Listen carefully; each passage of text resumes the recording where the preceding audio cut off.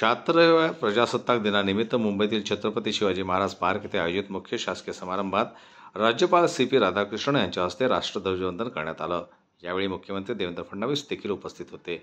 यावेळी संचालन प्रमुख कमांडर सुमित सिंग चौहान यांच्या नेतृत्वात झालेल्या संचालनात देशाच्या 3 प्रमुख सशस्त्र दलांची वाहने तसेच गोवा पोलीस, महाराष्ट्र राज्य राखीव पोलीस, बृहन्मुंबई पोलीस सशस्त्र दल, बृहन्मुंबई पोलीस दंगल नियंत्रण पथक, बृहन्मुंबई सशस्त्र महिला पोलीस, मुंबई लोहमार्ग पोलीस दल, गडचिरोली व गोंदिया जिल्ह्याचे C60 पथक, गृहरक्षक दल पुरुष, बृहन्मुंबई वाहतूक पोलीस दल, गृहरक्षक दल महिला, राज्य उत्पादन शुल्क विभाग, वन विभाग, मुंबई अग्निशमन दल, बृहन्मुंबई महानगरपालिका सुरक्षा दल, सुरक्षा रक्षक मंडळ, बृहन्मुंबई व ठाणे जिल्हा, नागरी संरक्षण दल, पुरुष महिला, राष्ट्रीय सेवा योजना, मुले-मुली वाहने व मुंबई शहरातील विविध शाळांच्या पथकांचा समावेश होता। तसेच राज्य शासनाच्या विविध विभागांनी जनहिताचे संदेश देणाऱ्या चित्ररथांसह यावेळी संचालनात सहभाग घेतला।